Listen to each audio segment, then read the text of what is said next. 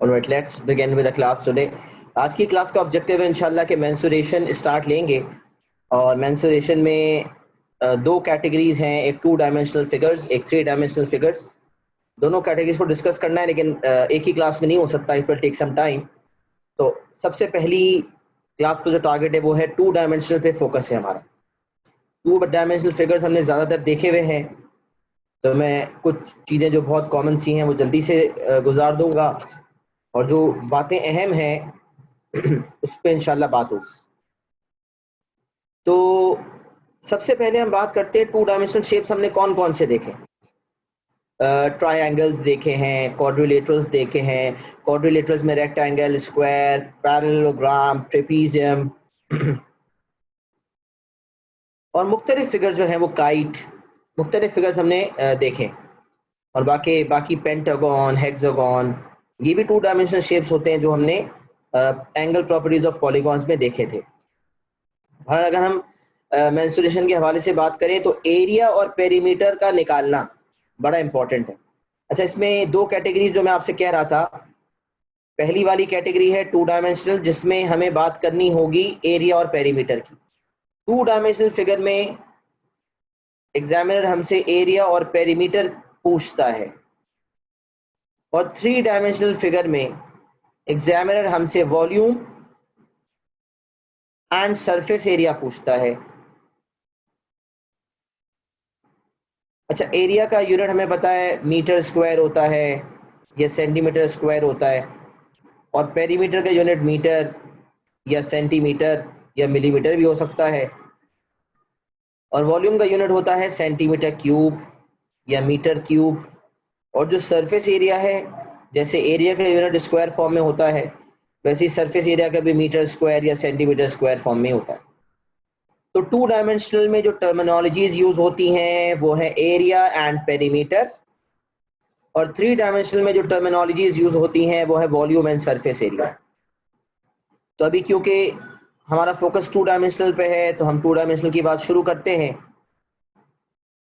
Area and perimeter her object का different होता है, लेकिन एरिया तो हमें याद करने पड़ते हैं, एरिया के फॉर्मूला हमें याद करने पड़ते हैं। और मोस्टली हम इतने सारे सवाल जो देखते हैं,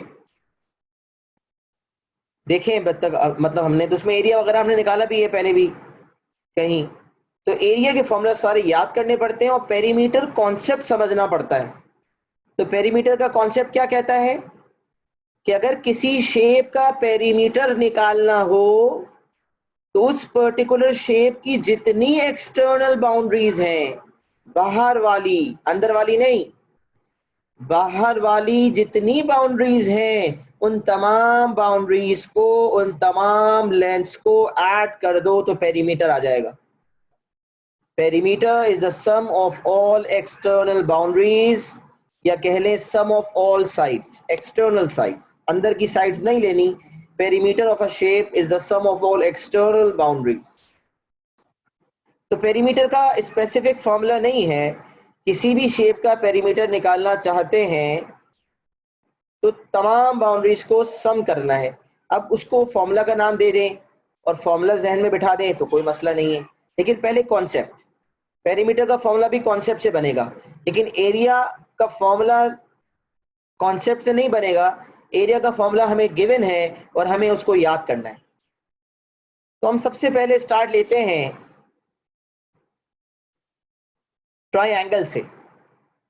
ट्रायंगल हमने बहुत दफा पढ़ा और ट्रायंगल का कॉन्सेप्ट हमने ट्रिग्नोमेट्री में भी देखा। तो हमने बचपन से ट्रायंगल का एक फॉर्मूला देखा है, area is equal to half into base into height. Area is equal to half into base into height, ये यही फॉर्मूला आपके सामने लिखा हुआ है।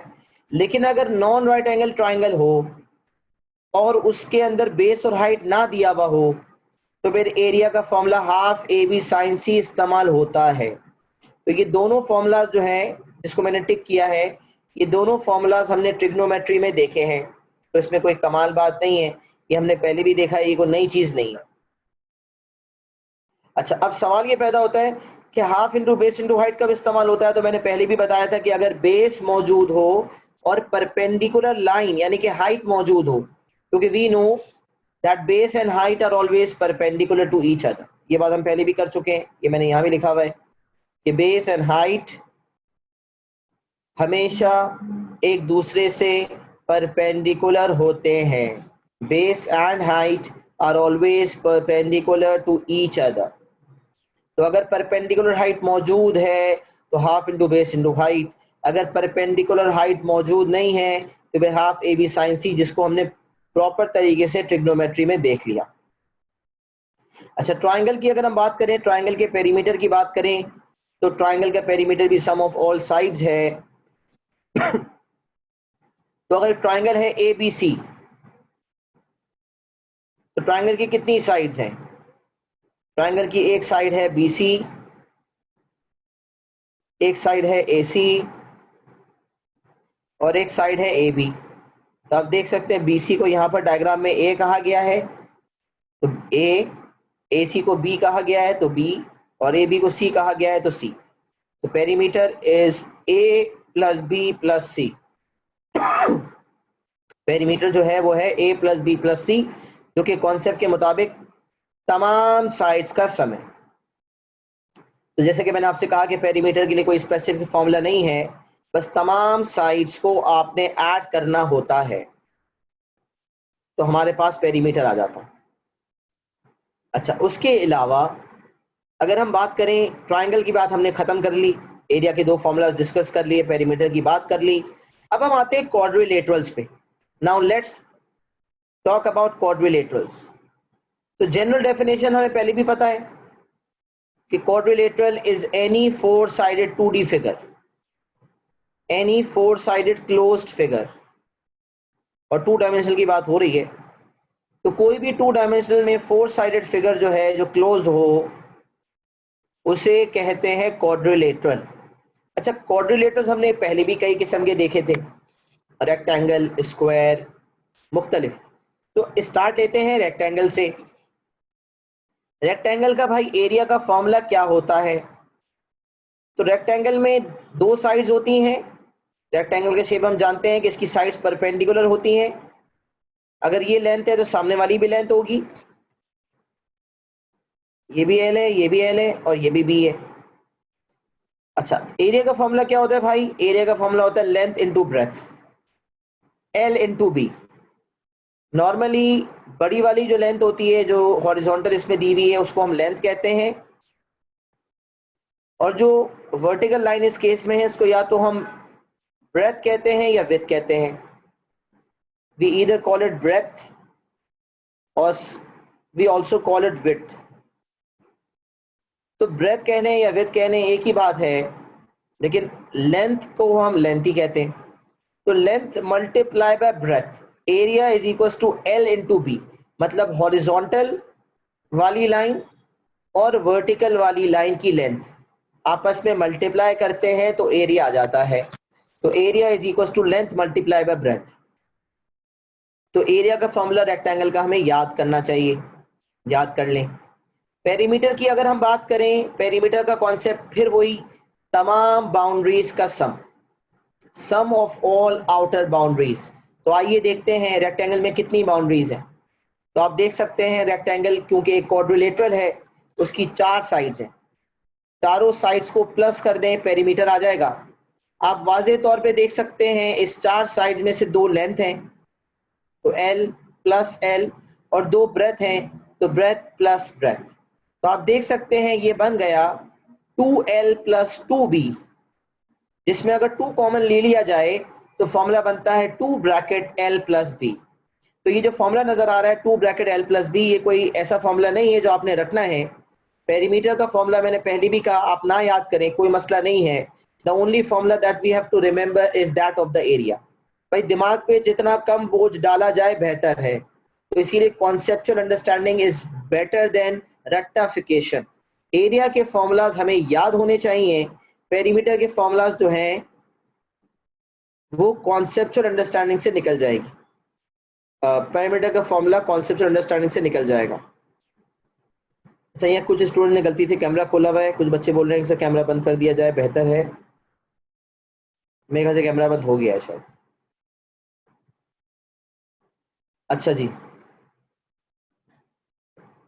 चले कंटिन्यू करते हैं। Perimeter is sum of all outer boundaries, तमाम बाउंड्रीज का सम।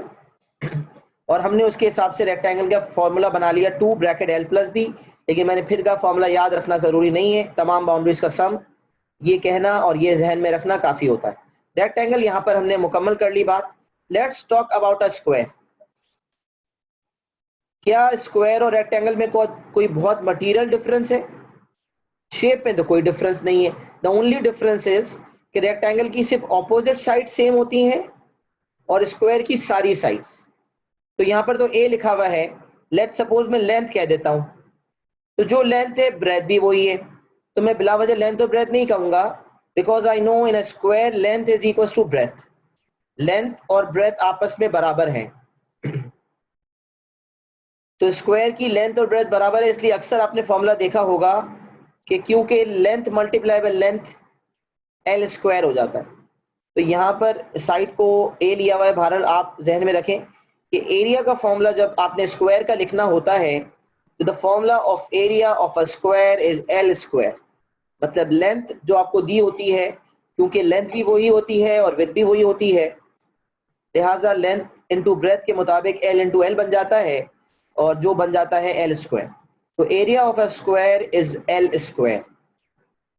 ये स्क्वायर के एरिया की बात हो गई। फिर हम बात करें स्क्वायर के पेरीमीटर की, तो सारी डायमेंशंस एल हैं। जैसे वहां पर कुछ एल थी कुछ बी थी, यहाँ पर सारी एल है, तो हम कहेंगे perimeter is equal to l plus l plus l. 4 दफा एल प्लस होगा, लिहाजा पेरीमीटर का फॉर्मूला हो जाएगा perimeter is equal to 4 times l. यहाँ पर क्योंकि इस डायग्राम में लेंथ को ए लिया हुआ है तो 4 मल्टीप्लाई बाय ए 4a। अगर हम जनरल बात करें लेंथ को एल कहते हैं तो perimeter would be 4 times L. तो स्क्वायर और रेक्टेंगल का मेन डिफरेंस हमें पहले ही पता था, हमने फिर रिवाइज कर लिया कि रेक्टेंगल में ऑपोजिट साइड्स की लेंथ बराबर होती है, स्क्वायर में तमाम साइड्स बराबर होती हैं। अगर रेक्टेंगल का एरिया का फॉर्मूला याद रख लिया जाए तो पेरीमीटर, अगर रेक्टेंगल का एरिया का फॉर्मूला याद कर लिया जाए तो स्क्वायर का ऑटोमेटिकली जहन में बैठ जाता है। तो रेक्टेंगल स्क्वायर की बात हमने मुकम्मल कर ली, बहुत आसान सी बात थी, पहले भी जानते थे, फिर भी एक मेंस्ट्रुएशन स्टार्ट कर रहा हूं, हर बात को रीइंफोर्स कर रहा हूं। रेक्टेंगल स्क्वायर मुकम्मल। अब हम बात करते हैं पैरेललोग्राम की। पैरेललोग्राम का एरिया निकालना, फॉर्मूला बच्चे भूल जाते हैं क्योंकि ये कम आता है, इतना ज्यादा पूछा नहीं जाता, लेकिन अक्सर ये कम आने का मतलब ये नहीं है कि आता नहीं है, बिल्कुल आता है। पैरेललोग्राम का एरिया हमसे बिल्कुल पूछा जाता है। तो पैरेललोग्राम का एरिया का फॉर्मूला है क्या, और अगर वो फॉर्मूला ना लग रहा हो तो ऑल्टरनेट फॉर्मूला क्या है? तो भाई जैसे ट्रायंगल में ओरिजिनल फॉर्मूला जो एरिया का है वो है half into base into height, तो पैरेललोग्राम का जो ओरिजिनल फॉर्मूला है जो बचपन से बताया जाता है वो है base multiply by height. Area of a parallelogram is equal to base multiply by height. यहां पर जो b है that is for the base and height h is for the height. तो area of a parallelogram is base multiply by height. लेकिन बात वही दोबारा से कहूंगा कि base and height are always perpendicular to each other.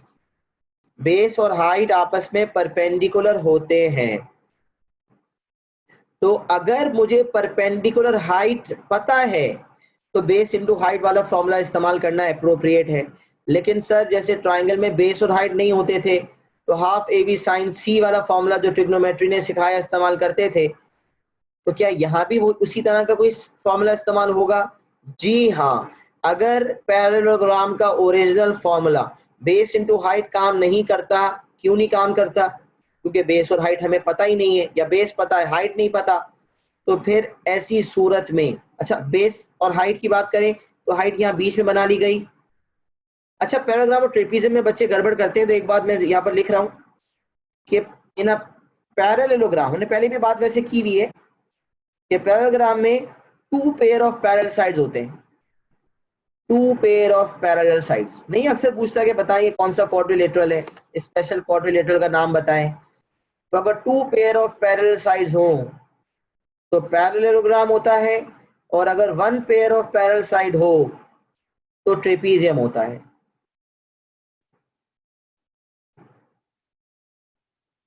सही है, तो ये मेन डिफरेंस है between a parallelogram and a trapezium. Trapezium की बात तो हम आगे जाके करते हैं। बहरहाल पैरेललोग्राम की बात करते हैं, तो फॉर्मूला बेस इनटू हाइट है। अगर काम नहीं करता तो फिर क्या किया जाए? तो भाई फिर ट्रिग्नोमेट्री का फॉर्मूला लगाया जाए। कैसे लगाया जाए, आइए देखते हैं एग्जांपल।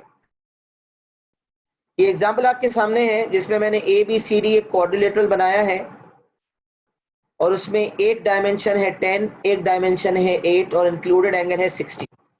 तो we know that a parallelogram can be divided into two triangles.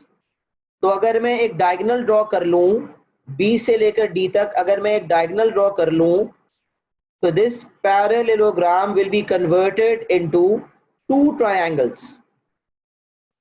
तो अगर मैं एक ट्रायंगल का एरिया निकाल लूं ट्रिग्नोमेट्री के कॉन्सेप्ट के मुताबिक, हाफ ए बी साइन सी, तो फिर अगर मैं उसको 2 से मल्टीप्लाई कर दूंगा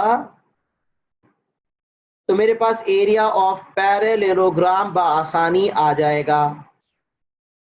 तो यहां अगर मैं जनरल फॉर्मूला आपके सामने पेश करूं, तो 2 times half A B sine C, half A B sine C triangle का है, तो 2 times half A B sine C parallelogram का हो जाएगा। और अगर मैं 2 times half A B sine C करता हूं तो 2 और हाफ हो जाएंगे कैंसिल, और मेरा एरिया ऑफ पैरेललोग्राम का फॉर्मूला आ जाएगा ए बी साइन सी। तो ये दूसरा फॉर्मूला जो एरिया ऑफ पैरेललोग्राम का है वो है ए बी साइन सी, दो साइड्स और उन दो साइड्स के दरमियान इंक्लूडेड एंगल का साइन। बस यहाँ पर ये जो दूसरा फॉर्मूला लिखा हुआ है area equal to half A B sine theta, इसका यही मतलब है। आप half A B sine theta ना लिखें, आप half A B sine sorry a B sine theta ना लिखें, ए बी साइन सी लिख दें। बात बहरहाल वही है। यहाँ पर अगर हम देखें, यहाँ अगर हम डायगोनल बनाते हैं, जो फिगर बना हुआ है ये डॉटेड लाइन बनती, तो ए और बी, एक साइड ए है एक बी है, इनका इंक्लूडेड एंगल थीटा है, तो ए बी साइन थीटा। तो 2 times half A B sine C लिखें पहले, 2 और 2 फिर कैंसिल करें, उसके बाद आप जो है, ताकि एग्जामिनर को भी पता हो कि आपका कॉन्सेप्ट बिल्कुल क्लियर है और कैसे फॉर्मूला आया, ये बात जो है वो उसको पता है। बिल्कुल सही। सवाल पूछा गया एक बच्चे ने पूछा भाई ये तक कब होता है, जब हाइट ना हो तब। मैंने कहा जी बिल्कुल ऐसा ही है, जब एक पैराग्राम की हाइट ना हो या ना निकल सके तो ऐसी सूरत में ये वाला फॉर्मूला का इस्तेमाल होता है। अच्छा, बाज़ औक़ात हाइट होती नहीं है लेकिन हाइट निकल सकती। अच्छा सर वो कैसे निकल सकती है? तो बेटा देखें, डायग्राम को देखें जरा। अगर ये पैराग्राम के अंदर ये जो डायग्राम बना हुआ है, यहाँ मैं डॉटेड लाइन ड्रॉप कर दूं, तो अगर ये हाइट है तो ये भी हाइट होगी। तो अगर मैं कह दूं, ये पॉइंट नाम दे देता हूं, this is A, this is B and this is point X. तो यहां अगर ट्राइंगल ए बी एक्स की बात की जाए, ट्राइंगल ए बी एक्स की अगर बात की जाए, तो ट्राइंगल ए बी एक्स में सोका टोआ लगकर हाइट आ सकती है। अगर मुझे ए बी वाली साइड पता है और एंगल मुझे पता है, तो मैं सोका टोआ लगा के, या मुझे ए बी पता है या मुझे बी एक्स पता है और मुझे एंगल पता है, तो मैं हाइट निकाल सकता हूं। तो हाइट अगर मैं ट्रिग्नोमेट्रिक रेशो से सोका टोआ से निकाल लूं और उसके बाद बेस इनटू हाइट इस्तेमाल कर लूं, ये भी सही है। या मैं अगर मेरे पास ट्रिग्नोमेट्री वाली रिक्वायरमेंट पूरी हो रही है कि दो साइड्स हैं और उनके दरमियान इंक्लूडेड एंगल है, तो मैं half A B sine c multiply by 2 कर लूंगा, तो उससे भी मेरे पास एरिया आ जाएगा। तो दोनों पॉसिबिलिटीज मौजूद हैं।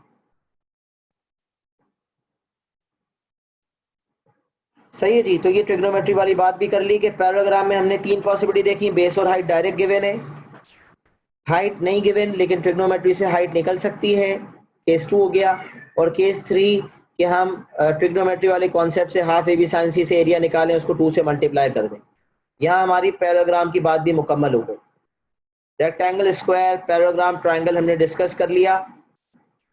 स्क्रीन हम चेंज करने वाले हैं, इसमें जो कॉपी करना है फटाफट 5 मिनट में कॉपी कर लें, तो फिर इंशाल्लाह हम आगे बढ़ते हैं।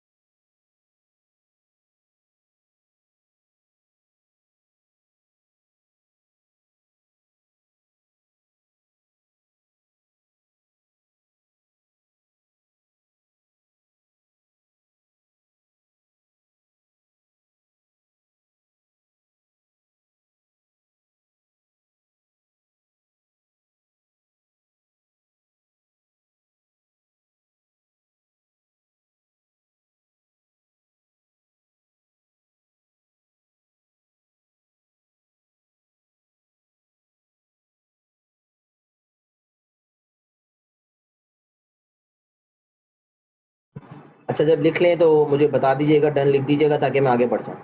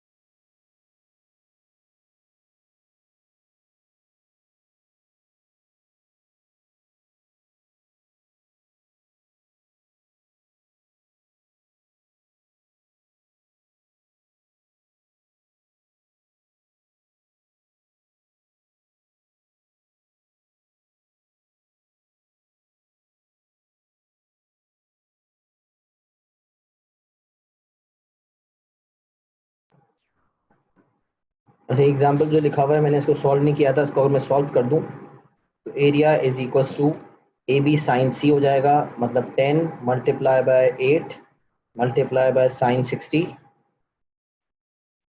क्योंकि 2.5 तो कट चुका, तो मेरा आंसर आ जाएगा 10 multiply by 8 multiply by sine 60,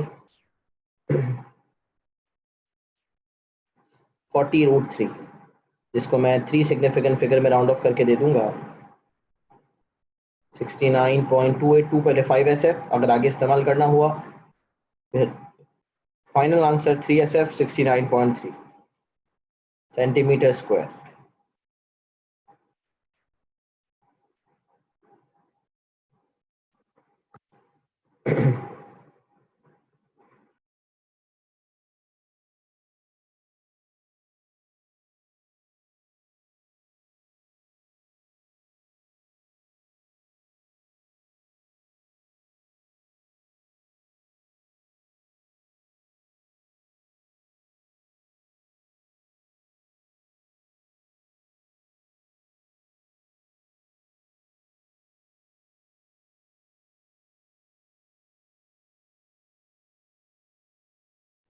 बस बेटा स्क्रीनशॉट ले लें अगर किसी ने कॉपी नहीं किया तो, फिर आगे बढ़ रहे हैं।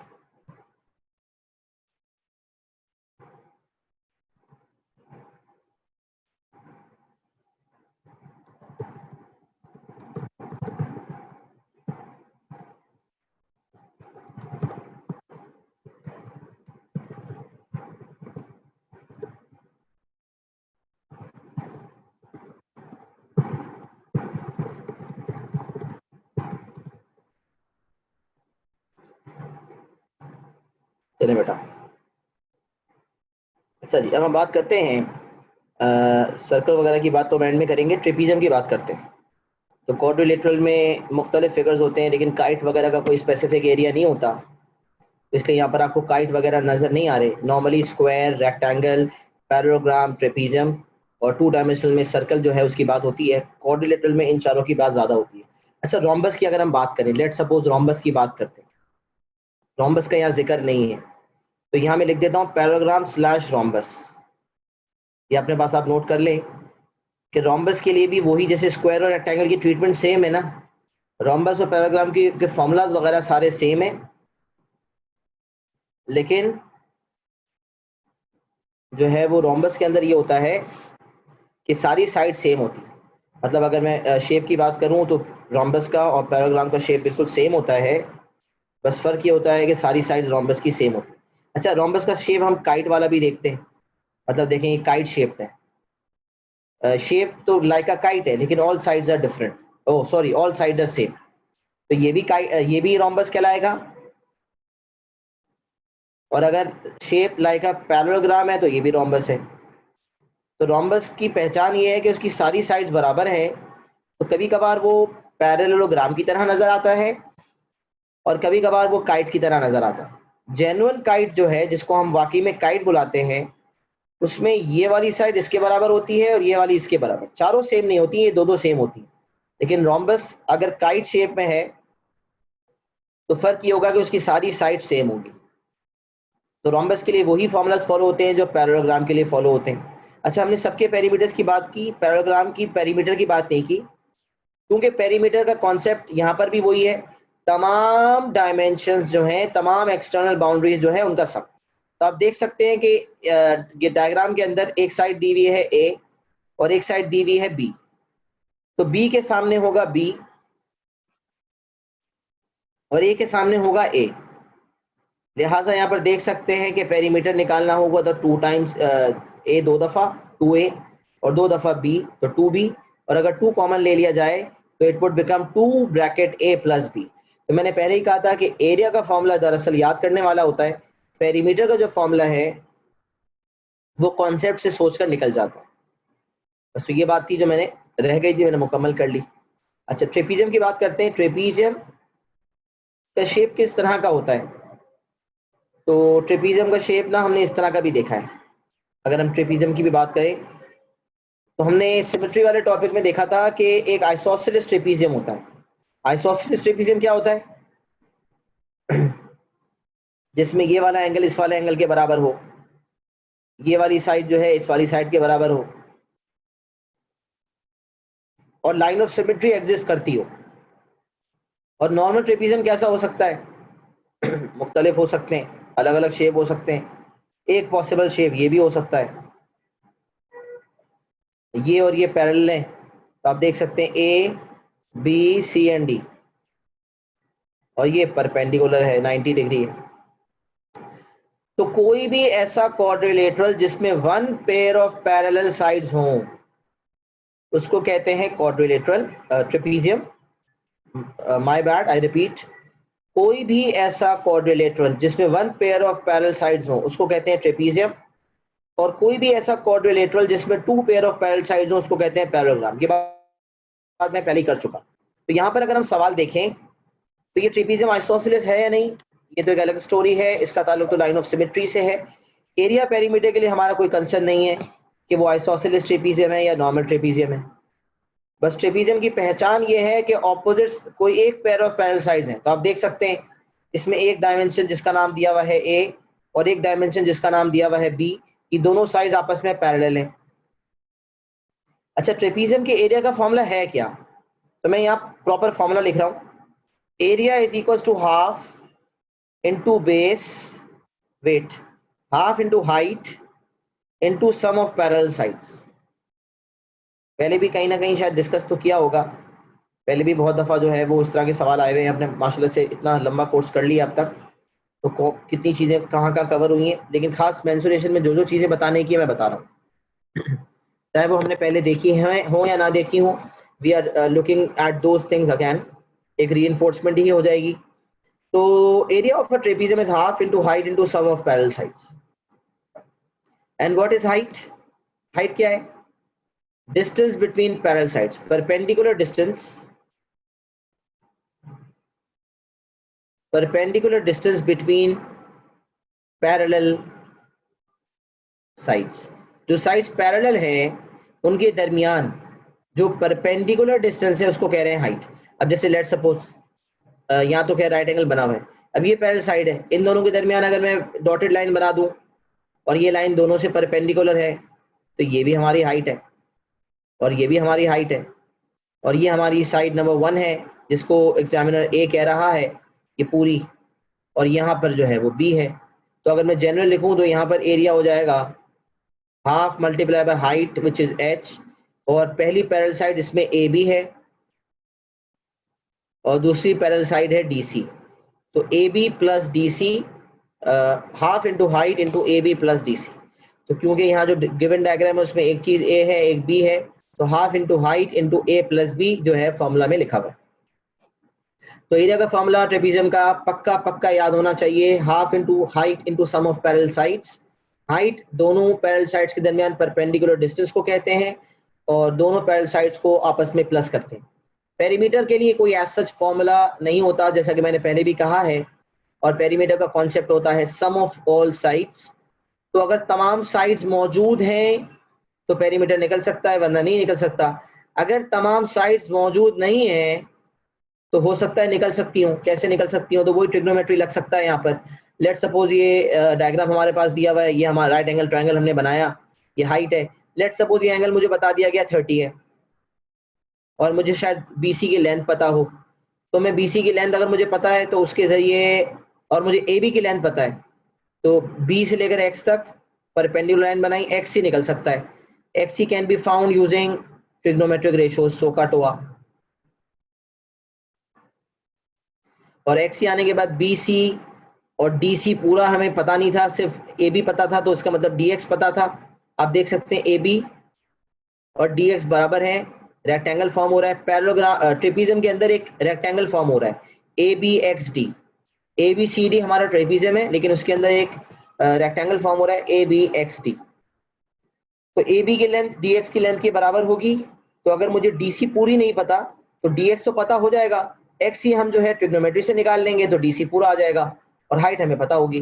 तो बहरहाल बताने का मकसद ये है कि अगर हमारे पास सारी साइड्स की लेंथ नहीं है तो हो सकता है किसी तरह निकल सकती है, और वो जो तरीका है जिससे निकल सकती है वो ट्रिग्नोमेट्री है, जिससे लेंथ वगैरह निकलती है। ट्रिग्नोमेट्री तो हमने डिटेल में पढ़ी, जिसमें हमने लेंथ निकालना सीखा।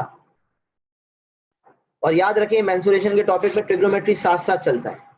पहले ट्रिग्नोमेट्री करवाने का मकसद यही होता है कि मेंसुरेशन की एक फाउंडेशन जो है वो आपके पास स्ट्रांगली बिल्टअप हो जाए, एक फाउंडेशन आपके बिल्कुल स्ट्रेंथन हो जाए, जिसके बाद मेंसुरेशन के सवालात करना आपके लिए बेहतर और आसान हो जाएगा। तो मेंसुरेशन की बुनियाद है ट्रिग्नोमेट्री, इसीलिए पहले आपको ट्रिग्नोमेट्री करवाया गया और फिर अब मेंसुरेशन करवाया जा रहा है। तो there is a reason behind everything. तो ट्रेपीजियम की हमने बात कर ली, सम ऑफ ऑल साइड्स होंगी या किसी ना किसी तरह निकल सकेंगी। Now it's time to talk about circle. तो हम सबसे पहले बात करते हैं सर्कल की। सर्कल को हमने पहले भी देखा है, पूरा हमने एक टॉपिक कर लिया सर्कल्स पे, angle properties of circle. Angle properties of circle में हमने एंगल्स की बात की थी और हमने उस वहां भी area of circle and perimeter of circle की बात की थी। तो यहाँ हम प्रॉपर तरीके से उस बात को डिस्कस करते हैं और सर्कल के जो सब पार्ट्स हैं उसको भी डिटेल में डिस्कस करेंगे। और यही वो एरिया है जिसमें जो है वो 2 डायमेंशनल में थोड़ी ज्यादा मेहनत भी करनी पड़ेगी और लंबी तफसीलात भी आपको देनी पड़ेंगी। तो सबसे पहले जनरल गुफ्तगू से स्टार्ट लेते हैं। सर्कल, हर सर्कल में एक सेंटर पॉइंट होता है, जैसा कि हम जानते हैं नॉर्मली उसमें ओ लिखा होता है, और सेंटर ऑफ द सर्कल से लेकर सरकमफ्रेंस ऑफ द सर्कल तक जो भी लाइन होती है उसको रेडियस कहा जाता है। सेंटर से लेकर सरकमफ्रेंस तक जो भी लाइन होती है उसको हम कहते हैं रेडियस। तो सरकमफ्रेंस जो सर्कुलर पार्ट होता है, नॉर्मली 2 डायमेंशनल शेप से बाउंड्रीज होती हैं और उन बाउंड्रीज का पेरीमीटर निकाला जाता है। लेकिन सर्कल में क्योंकि वो बाउंड्री सर्कुलर है तो सर्कुलर बाउंड्री को हम पेरीमीटर नहीं कहते, उस सर्कुलर बाउंड्री को हम कहते हैं सरकमफ्रेंस। तो देख सोचा जाए तो ये सरकमफ्रेंस जो है वो दरअसल पेरीमीटर ही है। This is the perimeter of the circle. लेकिन क्योंकि वो पेरीमीटर और वो जो बाउंड्री है वो स्ट्रेट लाइन नहीं है बल्कि वो सर्कल फॉर्म में है, वो घूमी भी है और सर्कल फॉर्म में है, लिहाजा उसको हम कहते हैं सरकमफ्रेंस। सही है। तो गोल बाउंड्री, सर्कुलर बाउंड्री को हम पेरीमीटर नहीं कहते, सरकमफ्रेंस कहते हैं। लिहाजा सर्कल का पेरीमीटर नहीं है तो पेरीमीटर ही, लेकिन उसी पेरीमीटर को हम क्या कहते हैं, सरकमफ्रेंस कहते हैं। तो भाई सर्कल का एरिया और पेरीमीटर आपकी फिंगर टिप्स पे होना चाहिए, इन दोनों को याद रखना है। इसके आगे मैं बहुत सारे फॉर्मूलाज जो हैं वो डिराइव करवाऊंगा, लेकिन अगर आपको ये फॉर्मूलाज आप भूल गए ना तो आप वो सारे फॉर्मूलाज भूल जाएंगे। वो तमाम फॉर्मूलाज जिस पे मैं अभी बात करने वाला हूं, वो तमाम फॉर्मूलाज आप सिर्फ कॉन्सेप्ट से जहन में बिठा सकते हैं अगर आपके जहन में ये 2 फॉर्मूलाज बैठ गए। रेडियस हमें पता है, सेंटर से सरकमफ्रेंस तक कोई भी लाइन उसको रेडियस कहा जाता है। तो एरिया का फॉर्मूला है पाई आर स्क्वायर। अच्छा, पाई पे एक बड़ी गुफ्तगू होती है, पहले भी हुई है कि पाई एक इर्रेशनल नंबर है। हमने जो है वो इस पे यूनिट नंबर 1 में भी डिस्कशन की थी जब रैशनल इर्रेशनल नंबर्स की गुफ्तगू आई थी। तो pi is an irrational number. तो अक्सर इस पे बहस ये आती है कि सर पाई की वैल्यू तो 22/7 बचपन में हमें बताई जाती थी। तो याद रखें pi is not equal to 22/7, क्योंकि मेंसुरेशन है यहाँ पर पाई बहुत दफा आएगा। तो आपने ये बात जहन में बिठा लेनी है कि सीआई की इंस्ट्रक्शन क्या कहती है। तो सीआई की इंस्ट्रक्शन कहती है यूज कैलकुलेटर वैल्यू ऑफ पाई, या फिर और एल्स यूज 3.142। या तो पाई की कैलकुलेटर वैल्यू फॉलो की जाए, मतलब इसका मतलब क्या है, मतलब कि आंसर को एंड तक इन टर्म्स ऑफ पाई दिया जाए। तो यहां मैं लिख रहा हूं सजेशन में, give your answer in terms of pi, और उसके बाद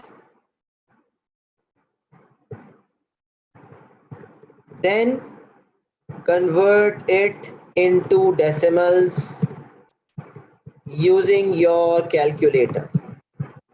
पहले आसान हल ये होता है कि आप एंड तक जो आंसर लेकर आ रहे हैं वो इन टर्म्स ऑफ पाई लेकर आए, और एंड में कैलकुलेटर का एक ऑप्शन होता है एस और कन्वर्जन टू डी। एस इस तरह का ऑप्शन आपके पास कैलकुलेटर में मौजूद है। एस ये एरोज हैं दोनों तरफ और डी लिखा हुआ है। इस ऑप्शन के थ्रू आप डेसिमल में कन्वर्ट कर सकते हैं।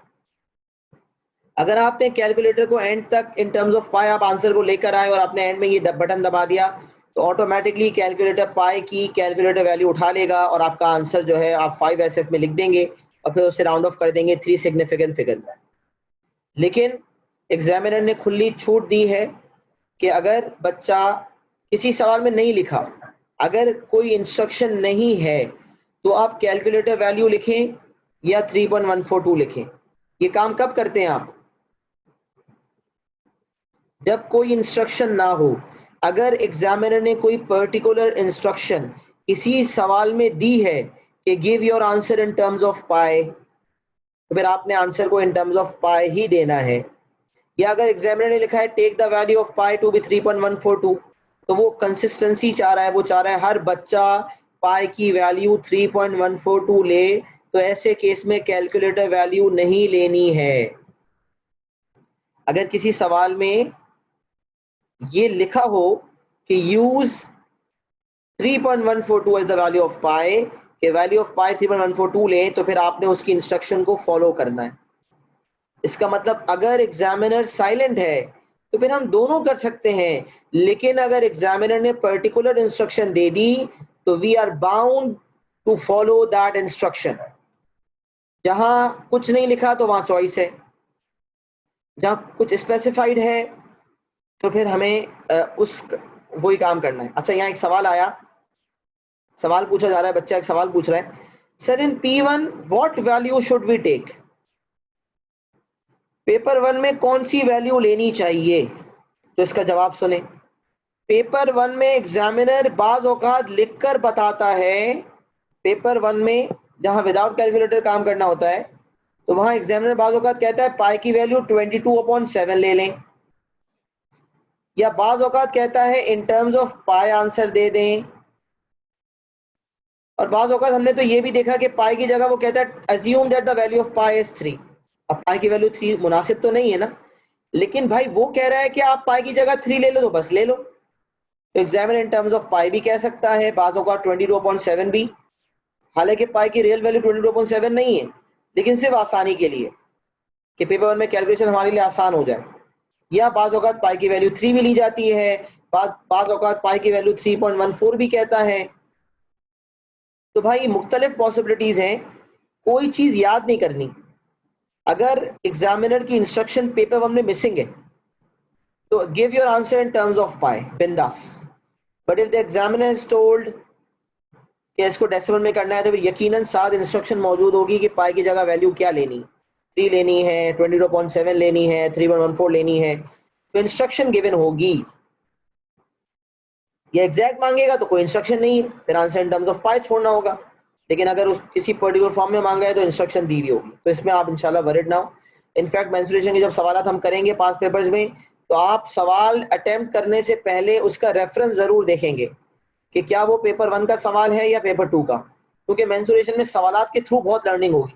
जनरल लर्निंग जो मैं आपकी करवाऊंगा वो तो करवाऊंगा, मेंसुरेशन एक बहुत बड़ा टॉपिक है और ओ लेवल मैथमेटिक्स का सबसे मशहूर टॉपिक है।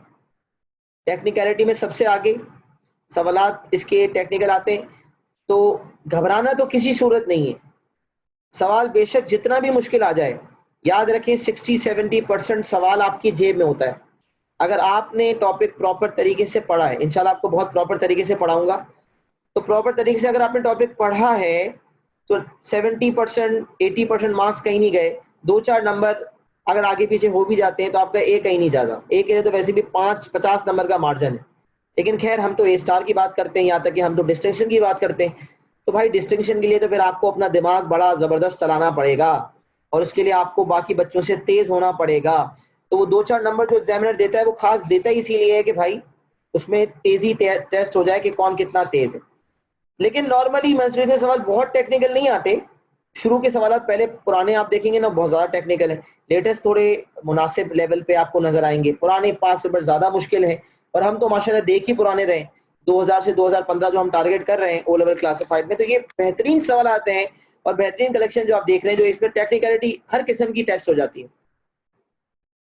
तो उसके लिए बाद इंशाल्लाह लेटेस्ट पेपर्स आपके लिए करना और ज्यादा आसान हो जाएगा इंशाल्लाह।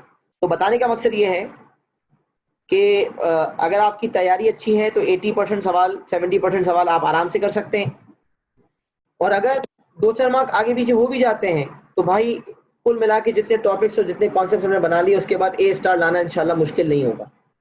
बहरहाल ए और ए स्टार की बात को छोड़ते हैं, कंटिन्यू करते हैं गुफ्तगू। तो हम बात ये कर रहे थे कि सर्कल का एरिया का फॉर्मूला है पाई आर स्क्वायर, पाई पे हमने बात कर ली है, और सरकमफ्रेंस का जो फॉर्मूला है पूरी सर्कुलर बाउंड्री अगर निकालनी है तो उसका फॉर्मूला है 2 पाई आर। ये तो बस आपने हिफ्स कर लेना है। बच्चे अजीब और गरीब हरकतें करते हैं, एरिया का फॉर्मूला 2 पाई आर स्क्वायर इस्तेमाल कर लेते हैं, और सरकमफ्रेंस में भी कुछ और फॉर्मूला इस्तेमाल कर लेते हैं, आगे पीछे कर देते हैं, एरिया को सरकमफ्रेंस बना देते हैं, सरकमफ्रेंस को एरिया बना देते हैं। भाई फॉर्मूला आपने गलत इस्तेमाल कर लिया ना, फिर आप कोई उम्मीद ना रखें कि एग्जामिनर कोई मार्क्स देगा। Area of a circle pi r square, circumference 2 pi r. अच्छा, अब एरिया ऑफ अ सर्कल की बेसिस पर और सरकमफ्रेंस ऑफ सर्कल की बेसिस पर हम गुफ्तगू शुरू करते हैं सेमी सर्कल और क्वाड्रेंट की। तो पहले let's talk about semi circle and quadrant. अब ये एक सेमी सर्कल मैं आपके सामने बना रहा हूं, एक मिनट इसको ब्लैक से बनाने दो। सही है। अच्छा, अब मैंने एक डायमीटर बनाया, तो एक सर्कल जो है वो 2 सेमी सर्कल्स में कन्वर्ट हो जाता है, ये बात हम जानते हैं।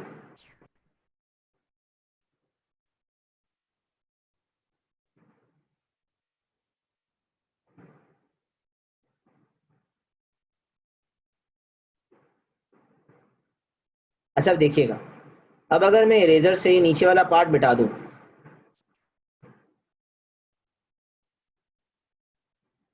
तो ये सर्कल जो है सेमी सर्कल बन चुका है। अच्छा, अब देखिएगा, सर्कल में जो बाउंड्री अंदर की तरफ होती है, सेमी सर्कल में वो बाउंड्री बाहर की तरफ आ जाती है। तो now we are talking about a semicircle. बाकी कुछ कॉपी करना हो तो इंशाल्लाह मैं मौका दे दूंगा, अभी सिर्फ सेमी सर्कल वगैरह की बात करने दें। Semi circle half of a circle है। अब मुझे कोई कहता है कि area of a semi circle बताएं, सेमी सर्कल का एरिया बताएं। तो सेमी सर्कल है, अच्छा ये बात हमें पहले भी पता है, diameter is twice of radius.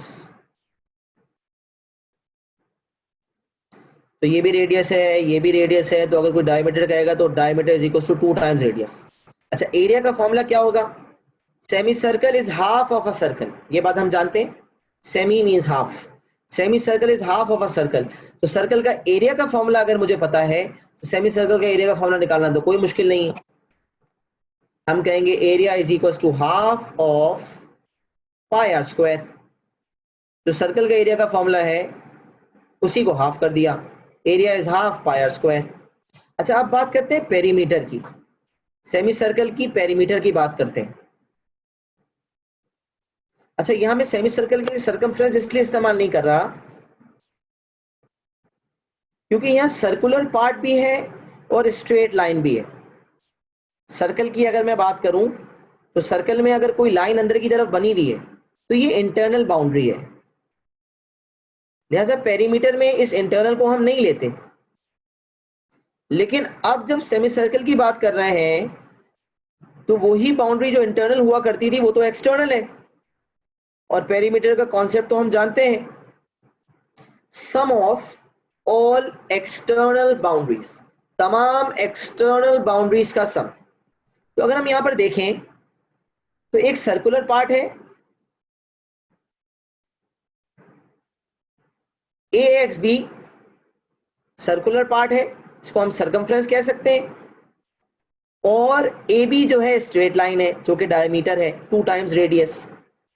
तो अगर मुझे पेरीमीटर निकालना है तो मैं कहूंगा perimeter of a semi circle is circumference A X B, जिसको, अच्छा सर्कमफ्रेंस का जो पार्ट होता है ना, पार्ट ऑफ अ सर्कमफ्रेंस, उसको हम आर्क लेंथ कहते हैं, याद रखें ये बात।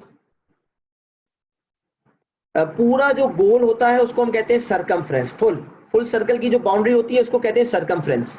उसी सर्कमफ्रेंस का अगर एक पार्ट उसकी बात करें, वो पार्ट एग्जैक्ट हाफ है, एग्जैक्ट 1/4 है, या कोई और प्रोपोर्शन है, उससे फर्क नहीं पड़ता। पार्ट ऑफ द सर्कमफ्रेंस को हम कहते हैं आर्क लेंथ। तो हम यहां पर कह रहे हैं आर्क AXB प्लस डायमीटर। क्यों भाई? क्योंकि वो डायमीटर जो पहले इस सर्कल में अंदर हुआ करता था वो यहां पर एक्सटर्नल है। तो perimeter is equal to arc length plus diameter, और डायमीटर इज 2 टाइम्स रेडियस। अच्छा, आर्क लेंथ क्या है? अब पूरा जो सर्कल है उसका सरकमफ्रेंस है 2 पाई आर। जो पूरा सर्कल है इसका सरकमफ्रेंस है 2 पाई आर। बेटा क्वाड्रिलेटरल का आर्क नहीं होता, क्वाड्रिलेटरल में स्ट्रेट लाइंस होती हैं, सिर्फ सर्कल में आर्क लेंथ का कॉन्सेप्ट होता है। सर्कुलर चीज पूरे सर्कल को सरकमफ्रेंस कहते हैं, और अगर उसका पार्ट हो तो उसको आर्क लेंथ कहते हैं। आर्क सर्कुलर की लिए इस्तेमाल होता है, सर्कुलर पार्ट जो सर्कुलर वाली चीज होती है उसके लिए आर्क लेंथ का लफ्ज इस्तेमाल होता है। क्वाड्रिलेटरल में आर्क लेंथ नहीं होता, स्ट्रेट लाइंस होती हैं, लेंथ्स होती हैं, साइड्स होती हैं। अच्छा, आर्क AXB, कोई बात नहीं, ऐसे सवाल अगर हो जो आपको लग रहे हो कि आपको पूछना है, आप चैट पे पूछ लिया करें, उसका जवाब आपको इंशाल्लाह मिल जाएगा।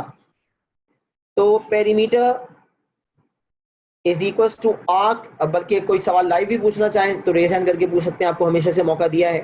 मैं अपने हिसाब से काफी दफा चीजों को रिपीट कर देता हूँ, लेकिन फिर भी कोई सवाल आपको लगे कि चैट के थ्रू भी रिजॉल्व नहीं हो रहा, तो फिर आप बेशक रेज हैंड करके सवाल पूछ सकते हैं, तो कोई मसले वाली बात नहीं है। कॉन्सेप्ट बहुत सारे हैं इस टॉपिक में, इंशाल्लाह 1 बाय 1 सारी चीजें आपको बताता रहूंगा। इंशाल्लाह आप सीखते रहेंगे, और कोई सवाल हो तो पूछ सकते हैं। अच्छा, तो सेमी सर्कल की अगर हम बात करें तो सेमी सर्कल में एक तो ये सर्कुलर बाउंड्री है जिसको मैं कह रहा हूं आर्क, एक AXB और एक डायमीटर है। अच्छा, आर्क AXB कैसे निकलेगा? तो देखिए पूरा जो 2 पाई आर है उसका हाफ, जब सेमी सर्कल निकाला हमने तो वो हाफ ऑफ सर्कल था, तो ये जो 2 पाई आर पूरी बाउंड्री है उसका एग्जैक्ट हाफ हो गया। तो now we will say half of 2 pi are.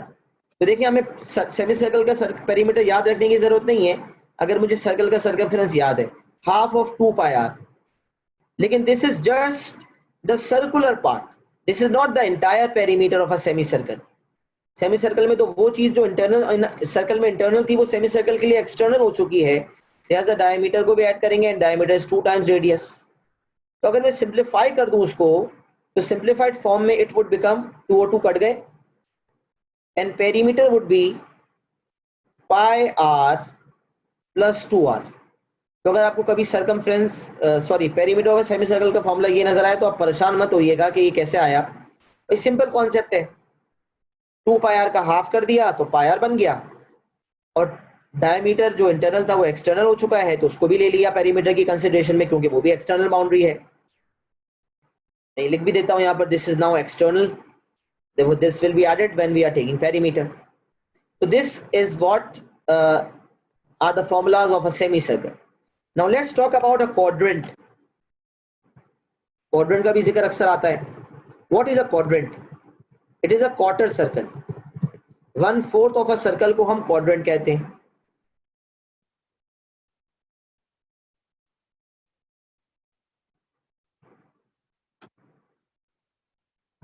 सही है, quadrant is 1/4 of a circle.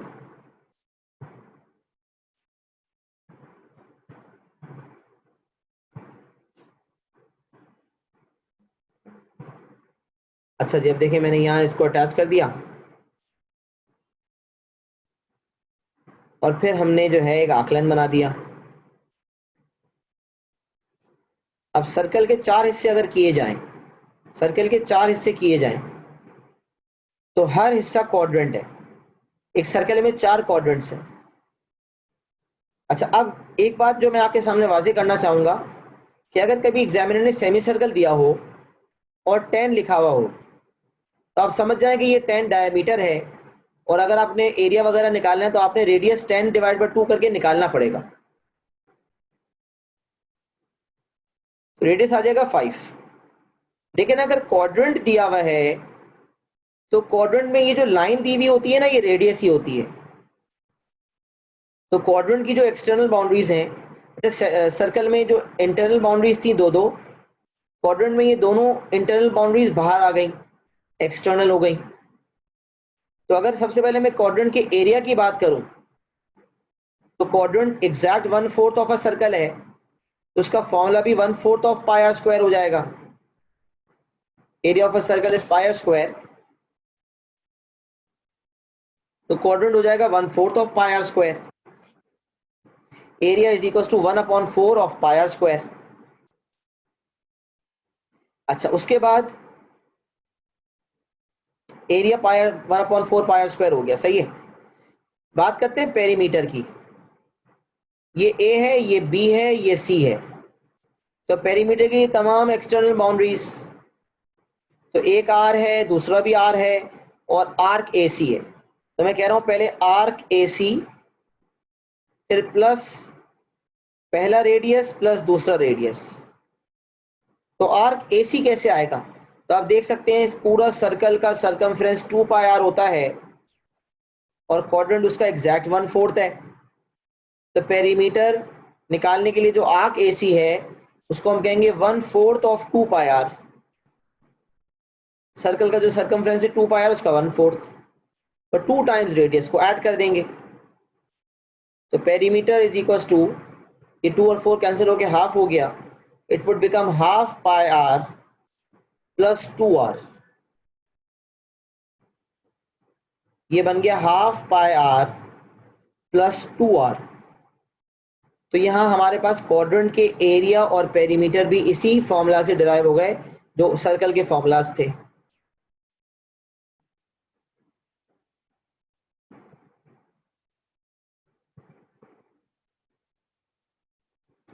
सही है जी। तो यहाँ हमने सेमी सर्कल और क्वाड्रेंट के फॉर्मूलाज को भी लॉक कर दिया।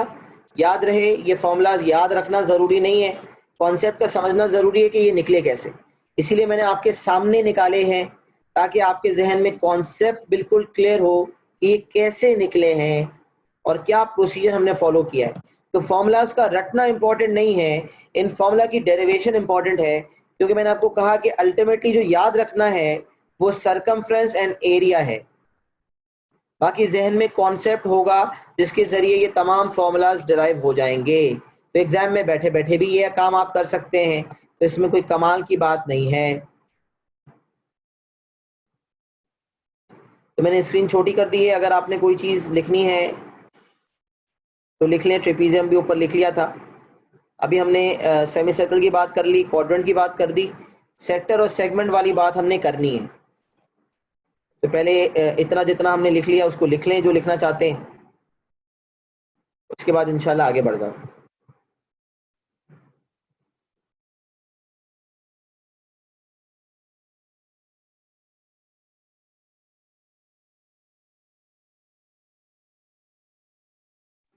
लिख लीजिएगा तो बता दीजिएगा ताकि हम आगे बढ़ जाएं। डन लिख दीजिएगा, सबको लिखना है चैट बॉक्स पे, डन।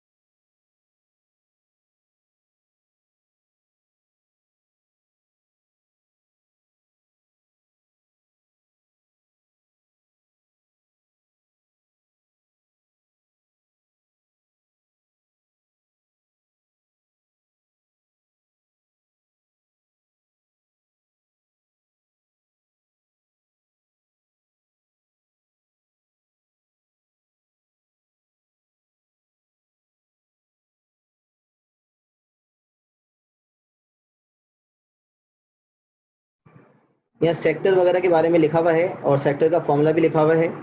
तो भारत अभी इसको लिखना बेशक ज़रूरी नहीं है, अभी मैं इसके बाद सेक्टर और सेगमेंट की बात करने जा रहा हूँ। तो ये मेरा अगला टास्क है, इसको प्रॉपर तरीके से सारे फॉर्मूलाज वगैरह सब लिख पाता हूँ।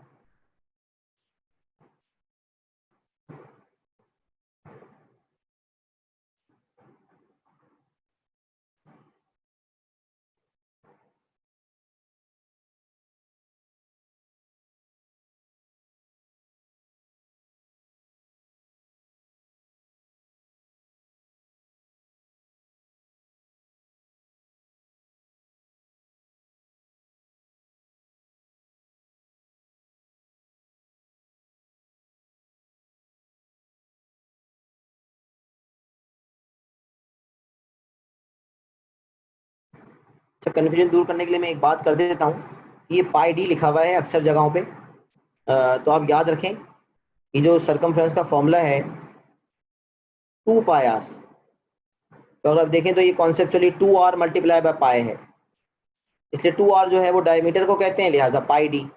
अक्सर किताबों में भी और कई जगहों पे आपको सर्कमफ्रेंस का फॉर्मूला पाई डी नजर आएगा। तो बहरहाल आप पाई डी वाई डी छोड़ें, आप 2 पाई आर वाला फॉर्मूला जहन में रखें, लेकिन आपको सिर्फ पता होना चाहिए कि पाई डी का मतलब क्या है।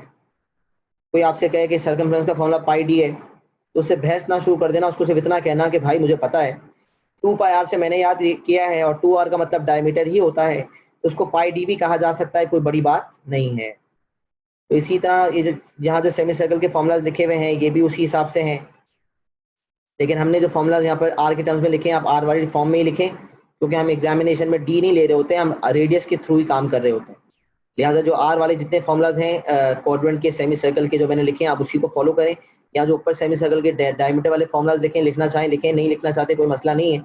रेडियस वाले फॉर्मूला सेमी सर्कल क्वाड्रेंट के मैंने आपके सामने रख दिए हैं। सेक्टर के फॉर्मूलाज पे तो अभी मैंने बात ही नहीं की, तो मैं भी इंशाल्लाह डिस्कशन करता हूँ सेक्टर की अलग से, जिसके बाद आप सेक्टर की पूरी चीजें नोट डाउन कर सकते हैं।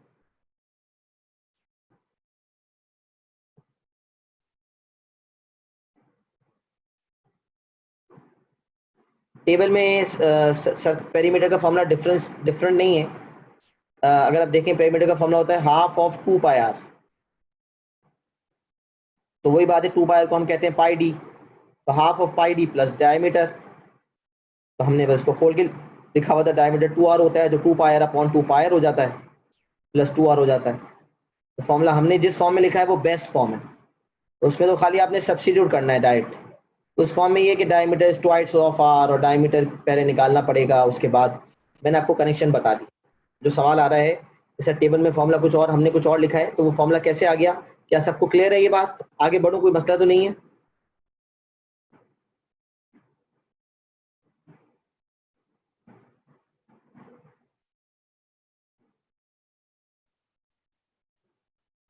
हाँ बेटा, पाई आर प्लस डी भी कह सकते हैं, बिल्कुल कह सकते हैं, वो एक ही बात है। सही है बेटा, क्लैरिटी आ गई, दैट्स ग्रेट। चलें सही है, तो यहाँ पर हमने अल्लाह के फजल से एक पार्ट अपने डिस्कस कर लिया।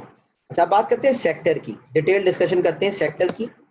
सेगमेंट पे तो हमने पहले भी बात की थी, but first let's talk about sector.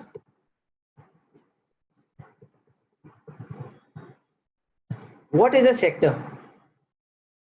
What is a sector? तो sector it is a part of a circle. भाई सेमी सर्कल क्या है? सेमी सर्कल भी एक सेक्टर है, लेकिन ऐसा सेक्टर जिसका एंगल मुझे पता है। Sector is a part of a circle, लेकिन उसका एक एंगल होता है मखसूस। तो अगर मैं कहूं क्या सेमी सर्कल एक सेक्टर है, मैं बोलूंगा yes, semi circle is also a sector, लेकिन angle of this sector is 180 degree. Quadrant या quarter circle is also a sector, ये भी एक सेक्टर है, लेकिन ये ऐसा सेक्टर है जिसका एंगल हमें पता है 90।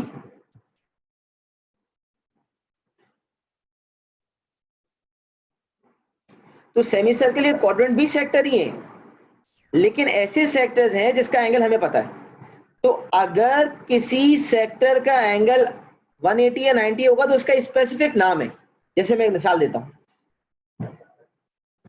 तो ये क्वाड्रिलेटरल है, तो उस क्वाड्रिलेटरल को जनरल कोई भी फोर साइड फिगर को क्वाड्रिलेटरल कहते हैं, लेकिन अगर उस क्वाड्रिलेटरल में one pair of parallel side है तो उसको हम एक नाम से जानते हैं, ट्रेपीजियम। अगर उसकी परपेंडिकुलर साइड्स हैं, चारों साइड्स परपेंडिकुलर, उसको रेक्टेंगल कहेंगे। चारों साइड्स परपेंडिकुलर होने के साथ साथ चारों साइड्स की लेंथ बराबर भी है तो स्क्वायर कहेंगे।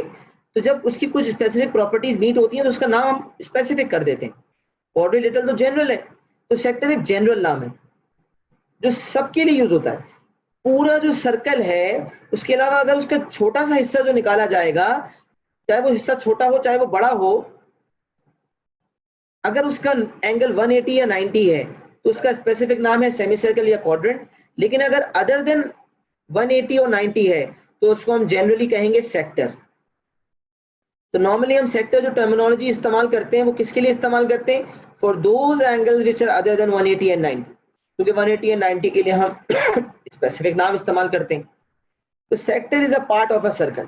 अच्छा, इसकी मिसाल ऐसी है कि आप पिज्जा खाते हैं, उस पिज्जा में अगर आप रेगुलर पिज्जा खाते हैं तो उसमें 6 स्लाइसेस होती हैं। तो 6 स्लाइसेस जो हैं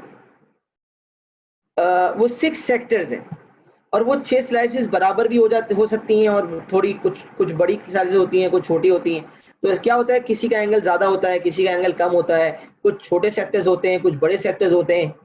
तो पिज्जा का सुन के मुंह में सबके पानी तो आ गया होगा, लेकिन खाने को छोड़ें, अभी हम मैथ्स की बात कर रहे हैं तो उस पर फोकस करें। तो रेगुलर पिज्जा में 6 सेक्टर्स होते हैं, 6 स्लाइसेस होते हैं, और लार्ज पिज्जा में 8 स्लाइसेस होते हैं। फिर हम एक्स्ट्रा लार्ज पे जाते हैं, जंबो साइज पे जाते हैं, तो वो और ज्यादा सेक्टर्स उसमें होते हैं। तो ये बहरहाल हमें सिर्फ आइडिया देने के लिए एग्जाम्पल है कि जो पिज्जा के स्लाइसेस है जो सेंटर से निकलते हैं, अब देखिए वो कहाँ से निकल रहे होते हैं, वो सेंटर से निकल रहे होते हैं।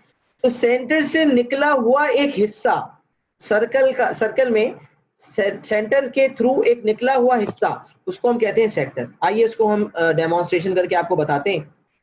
ये एक सर्कल है और इस सर्कल का एक सेंटर है। अच्छा, अब मैंने क्या किया, मैंने एक रेडियस बनाया और मैंने दूसरा रेडियस बनाया। ये भी रेडियस है और ये भी रेडियस है। जब दोनों रेडियसेस हैं तो दो रेडियसेस के दरमियान और आर्क लेंथ के दरमियान, हमें पता है ना, ये जो यहां से लेकर यहां तक जो हिस्सा है, ये वाला जो हिस्सा है, this is known as arc length. तो ये जो आर्क लेंथ है, अच्छा आर्क लेंथ का सिंबल जो है ना, लिखें तो सही है, नहीं लिखें तो भी सही है, लेकिन आपको नॉलेज के लिए पता होना चाहिए कि normally we use S. Arc length को हम डिनोट करते हैं एस से। आर्क लेंथ जैसे एरिया के लिए ए, पेरीमीटर के लिए पी, तो आर्क लेंथ को हम नॉर्मली एस कहते हैं। तो याद रखें, कभी एस कहीं आपको नजर आए किसी किताब वगैरह में तो आप घबराएं मत, S is used for arc length. तो सेक्टर क्या है? अगर सेंटर से सरकमफ्रेंस तक दो लाइंस भेजी जाएं तो वो दोनों लाइनें रेडियस कहलाएंगी। Centre to circumference the line drawn is known as radius. जब दो रेडियसेस बनाए जाएं तो दो रेडियसेस और आर्क लेंथ के दरमियान जो हिस्सा है, this part is known as a sector. अच्छा, अब जब दो लाइनें बनती है ना तो एक सेक्टर एग्जिस्टेंस में आता है। तो जो छोटा वाला सेक्टर होता है, अच्छा दो सेक्टर्स एक साथ वजूद में आते हैं, जब दो रेडियसेस बनते हैं तो एक सेक्टर नहीं आता, दो सेक्टर्स वजूद में आते हैं। जो स्मॉलर वाला पार्ट होता है उसको हम कहते हैं माइनर सेक्टर। जो स्मॉलर वाला पार्ट होता है उसको हम कहते हैं माइनर सेक्टर, और जो बड़ा वाला पार्ट होता है उसको हम कहते हैं मेजर सेक्टर। अच्छा सर, ये माइनर मेजर का डिसीजन कैसे होगा? तो ऐसा सेक्टर जिसका एंगल लेस देन 180 हो, लेस देन 180 डिग्री अगर एंगल है, किसी सेक्टर का एंगल अगर 180 डिग्री से कम है तो ऐसे सेक्टर को माइनर सेक्टर कहते हैं। और किसी सेक्टर का एंगल अगर ग्रेटर देन 180 है तो ऐसे सेक्टर को मेजर सेक्टर कहते हैं। तो एक होता है माइनर सेक्टर, एक होता है मेजर सेक्टर। तो अगर लेट सपोज एग्जामिनर ने एक सर्कल हमें बना के दिया है और उसका एंगल है थीटा, अभी मैं जनरल बात करता हूं, माइनर सेक्टर का एंगल है थीटा, तो मेजर सेक्टर का एंगल कैसे निकलेगा? अगर मुझे मेजर सेक्टर का एंगल निकालना है तो हमें पता है कि किसी भी पॉइंट पे जो सर्कुलर एंगल होता है वो 360 होता है। तो ये वाला एंगल निकलेगा 360 माइनस थीटा। तो माइनर सेक्टर का एंगल अगर थीटा है तो मेजर सेक्टर का एंगल हो जाएगा 360 माइनस थीटा। सही है। अच्छा, अब सवाल ये पैदा होता है कि इसके फॉर्मूलाज क्या हैं। अब जरा मुझे एक बात बताएं, सेमी सर्कल का जब हमने एरिया देखा तो वो एरिया कैसे निकला? Half of pi r square. ये बात हम डिस्कस करके आ चुके हैं। तो what is half? Half is a fraction of a circle. तो ये फ्रैक्शन हाफ हमें कैसे पता चला? क्योंकि हम जानते हैं सेमी सर्कल का एंगल 180 डिग्री होता है, तो टोटल एंगल 360 है। अगर मुझसे कोई कहे कि 180 360 का कितना फ्रैक्शन होता है, 180 अपॉन 360 का फ्रैक्शन बताएं, तो हमें पता है कि वो फ्रैक्शन होगा 1/2। तो हम 1/80 180 into 180 upon 360 into pi r square नहीं लिखते, क्योंकि हमें पता है कि 180 अपॉन 360 तो हाफ ही होता है, तो हम half of pi r square लिखते हैं। लेकिन अगर एंगल अदर देन, अच्छा, और क्वाड्रेंट में क्या करते हैं? क्वाड्रेंट में जब हम एरिया निकालते हैं तो हम करते हैं 90 अपॉन 360 नहीं करते, हम 1/4 करते हैं। क्यों? क्योंकि हम जानते हैं कि 90 डिग्री का मतलब होता है, 90 अपॉन 360 का मतलब होता है 1/4 ऑफ पाई आर स्क्वायर। लेकिन अगर एंगल अदर देन 90 या 180 हो तो फिर वो फ्रैक्शन ना 1/2 होता है ना 1/4, तो फिर वो फ्रैक्शन हमें निकालना पड़ता है। तो सवाल ये पैदा होता है कि how do we find a fraction? अगर मुझे सर्कल का एक हिस्सा है उसका फ्रैक्शन पता होना चाहिए कि उस वो जो पार्ट है, वो जो सेक्टर है, वो कितना fraction of the entire circle है। तो फ्रैक्शन निकालने का कॉन्सेप्ट होता है theta upon 360। If we have to find the fraction of a particular part of a circle, which is known as a sector, then the fraction can be found by taking the angle in the numerator and the total angle, that is 360, in the denominator. So fraction is 360, fraction is theta upon 360. तो जब मुझे कोई कहता है ना कि area of a sector बताओ, मुझे कोई कहता है कि एरिया ऑफ अ सेक्टर बताओ, एरिया ऑफ अ सेक्टर, तो मैं कहूंगा सर्कल का एरिया का फॉर्मूला क्या है? पाई आर स्क्वायर, और सेक्टर तो उसी का एक पार्ट है, तो थीटा अपॉन 360, जिससे फ्रैक्शन आ जाएगा इनटू पाई आर स्क्वायर। तो नॉर्मली सेक्टर अलग से बना हुआ आता है, दो स्ट्रेट लाइंस हैं और एक आर्क लेंथ है। तो याद रखें, अगर लेट सपोज इस तरह का कोई सिनेरियो है, ये हमारा सेक्टर है, इस सेक्टर का एक एंगल है थीटा, इसमें दो रेडियसेस हैं और एक आर्क लेंथ है जिसको हम एस कह रहे हैं। अब अगर मुझे एरिया ऑफ दिस सेक्टर निकालना है तो एरिया का फॉर्मूला सर्कल के फॉर्मूला से ही कनेक्टेड है। सर्कल का फॉर्मूला पाई आर स्क्वायर है और सेक्टर तो उसी सर्कल का एक पार्ट है। तो पार्ट ऑफ अ सर्कल है, पार्ट ऑफ अ सर्कल तो कौन सा कितना पार्ट है? 1/4 है, क्वाड्रेंट 1/4 होता है, सेमी सर्कल हाफ होता है। लेकिन सेक्टर अगर एंगल 90 180 नहीं है तो फिर हमें फ्रैक्शन नहीं पता, तो फ्रैक्शन कैसे निकलेगा? थीटा अपॉन 360 करके फ्रैक्शन निकलेगा।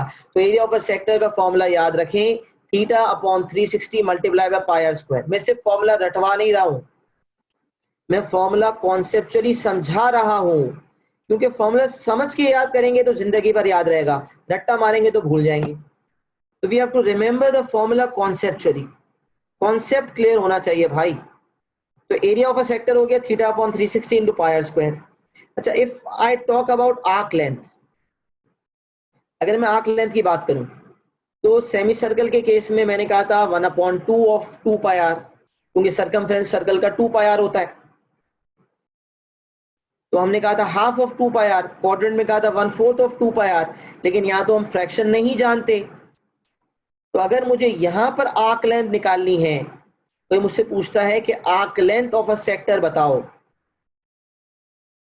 जिसको मैं एस से डिनोट करूंगा। तो हम बोलेंगे some fraction of 2 pi r, because the entire circumference is 2 pi r. तो arc length is some fraction, a fraction of 2 pi r. Now do we know the fraction?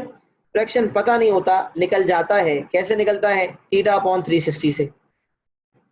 तो theta upon 360 into 2 pi r. तो arc length of a sector निकालने के लिए fraction of 2 pi are करेंगे और हमारे पास जो है वो आर्क लेंथ आ जाएगी। सर क्या पेरीमीटर का फॉर्मूला भी होता है? बेटा पेरीमीटर का कॉन्सेप्ट हमने सीख लिया। Perimeter is sum of all external boundaries, तमाम एक्सटर्नल बाउंड्रीज का जो सम होता है उसको हम कहते हैं पेरीमीटर। तो इस सेक्टर में कितनी बाउंड्रीज आपको नजर आ रही हैं? पहली बाउंड्री, दूसरी बाउंड्री और तीसरी बाउंड्री। एक बाउंड्री है आर्क लेंथ जिसको मैं कह रहा हूं S, और दूसरी बाउंड्री है R, और तीसरी बाउंड्री भी है R। तो आप देखिए मैंने सेमी सर्कल में भी 2R लिखा था, क्वाड्रेंट में भी एंड में 2R आया था, और किसी जनरल सेक्टर में भी पेरीमीटर में 2R आता है। तो आर्क लेंथ, चले पहले मैं यहाँ आर्क लेंथ दिखता हूं, arc length plus 2R, R plus R, तो ये हो जाएगा S प्लस 2R। तो अगर मुझे कोई आर्क लेंथ की बात करेगा तो मैं सिर्फ आर्क लेंथ निकालूंगा theta upon 360 into 2 pi r. लेकिन अगर मुझे कोई कहेगा पेरीमीटर ऑफ अ सेक्टर बताएं, पेरीमीटर ऑफ सेक्टर बताएं, तो फिर मैं कहूंगा भाई आर्क लेंथ में 2 टाइम्स रेडियस प्लस भी कर लें। अच्छा, फॉर्मूला रटने से ज्यादा इंपॉर्टेंट ये होता है फॉर्मूला को समझें, क्योंकि हमारे पास एग्जाम में सवाल आते हैं, उसमें पूछा जाता है area and perimeter of shaded region. तो अगर कभी area and perimeter of shaded region पूछा जाएगा ना, तो फिर हमें सिर्फ वो वाली बाउंड्रीज लेनी होंगी जो शेडेड रीजन के इर्द गिर्द है। तो खैर उस पर भी हम बात कर लेंगे ताकि समझ आ जाए आपको, उसमें हम बाद में बात कर लेंगे, अभी हम मजीद कंफ्यूजन क्रिएट नहीं करना चाहते। तो sector is a part of a circle, area of a sector clear हो गया, arc length of a sector clear हो गया, और perimeter of a sector clear हो गया। ये तमाम फॉर्मुलास कॉन्सेप्चुअली आपको समझाए, उसके बाद मैंने आपको कहा कि आप याद कर सकते हैं, याद करना चाहें तो, लेकिन कॉन्सेप्चुअली आपके जहन में कॉन्सेप्ट होना चाहिए। अच्छा, एक एग्जांपल लेते हैं ताकि आपको बात समझ आ जाए। आपको एग्जामिनर ने एक सवाल दिया और उसमें एक सेक्टर आपको बना के दिया और आपको एंगल दिया हुआ है 60 डिग्री, और सर्कल का जो रेडियस है वो है 5 सेंटीमीटर, और आपसे कहा जाता है find the area and perimeter या आर्क लेंथ। फाइंड द, या पेरीमीटर ही कर देते हैं, find the area and perimeter of major sector, find the area and perimeter of major sector. तो आपको जैसे ही आपने कहा ना, एग्जामिनर ने जैसे ही कहा ना मेजर, आप इसको अंडरलाइन कर लें कि भाई मेजर सेक्टर कहा गया है, इसका मतलब ये जो एंगल है जो 180 से छोटा है ये तो माइनर सेक्टर का एंगल है। तो पहले मैं 360 से माइनस करके मेजर का एंगल निकालूंगा जो कि 300 होगा। फिर अगर मुझसे एरिया पूछा जा रहा है तो area would be 300 upon 360 multiply by pi r square, और जिसका आंसर बआसानी आप कैलकुलेटर से निकाल सकते हैं। 300 अपॉन 360 कैलकुलेटर पे लिखें, into pi into 5 square, decimal के ऑप्शन से कन्वर्ट करें तो आपका एरिया आ जाएगा 65.4498। 6 SF में लिख दिया मैंने, अगर इसको 3 SF में राउंड ऑफ करते हैं it would become 65.4 centimetre square. और अगर मुझे निकालना है पेरीमीटर तो पहले मैं आर्क लेंथ निकालूंगा, theta upon 360 into 2 pi r.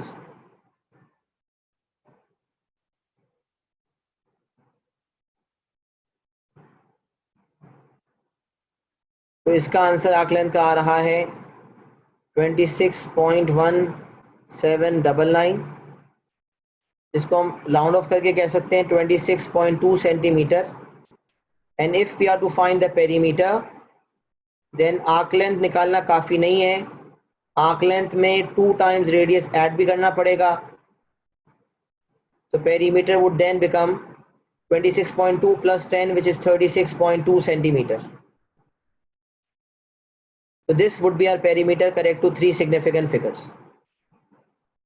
तो इस तरह से निकालते हैं area and perimeter of a sector. अगर मेजर माइनर लिखा हुआ है तो उसी का निकालेंगे, जाहिर सी बात है।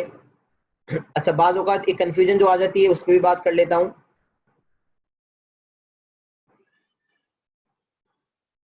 एक एग्जामिनेशन का ही सवाल है, पास पेपर्स का ही।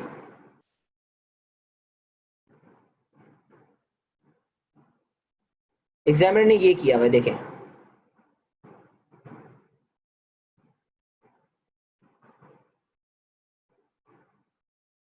एग्जामिनर ने ये किया हुआ है और यहाँ आपको एंगल दिया हुआ है 60 डिग्री। चले कुछ भी दिया हुआ है, 30 डिग्री दिया हुआ है, चलो। और आपसे एग्जाम्पल में पूछा जा रहा है find the area, the diagram shows a sector, find the area and perimeter. आपको पता है यहाँ बच्चा पहला सवाल क्या पूछता है? जब भी मैंने टेस्ट में दिया ना, तो अक्सर बच्चे ये सवाल पूछते हैं, सर यहाँ माइनर सेक्टर का एरिया निकालना है या मेजर का? यहाँ तो कुछ लिखा हुआ ही नहीं है, तो यहाँ माइनर का निकालना है या मेजर का निकालना है? तो भाई यहाँ पर मुझे एक बात बताएं, यहाँ पर जो सेक्टर बना हुआ है ये माइनर बना हुआ है या मेजर बना हुआ है? अच्छा चलें, डॉटेड लाइन भी बनी हुई है, बाज़ औक़ात डॉटेड लाइन भी बनी हुई होती है। तो डॉटेड लाइन का मतलब है वो चीज तो एग्जिस्ट ही नहीं करती। यहां जो हमें दिया हुआ है वो तो है ही मेजर सेक्टर, तो माइनर का सवाल जहन में कैसे आया आपके? भाई जब पूरा सर्कल बना हुआ हो और वो सॉलिड बाउंड्री हो, तो फिर तो सवाल पैदा होता है ना कि माइनर या मेजर।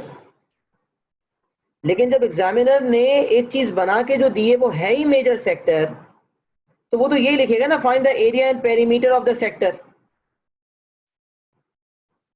बच्चे पूछते सर यहाँ सवाल गलत है, माइनर या मेजर नहीं लिखा हुआ। अल्लाह के बंदो, यहाँ माइनर सेक्टर बना हुआ ही नहीं है, उसने बना के मेजर दिया हुआ है। तो याद रखें, ऐसे केस में अगर कभी ऐसा एग्जाम्पल आएगा तो आप समझ जाएंगे कि ये मेजर सेक्टर ही गिवन है। Major sector is given, therefore उसी का एरिया एंड पेरीमीटर निकालेंगे। बात सिंपल है।